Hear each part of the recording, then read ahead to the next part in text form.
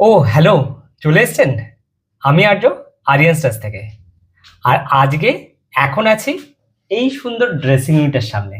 Dressing unit আমাদের সবার পছন্দ, যেখানে দাঁড়িয়ে আমরা নিজের রিফ্লেকশন সকাল সন্ধ্যে সবসময় দেখি।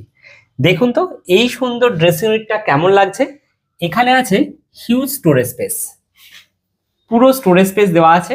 সামনে দেওয়া আছে মিরর, উপরে সুন্দরভাবে লাইটটাকে সেট করেছি, যেটা ওয়ার্ম লাইট।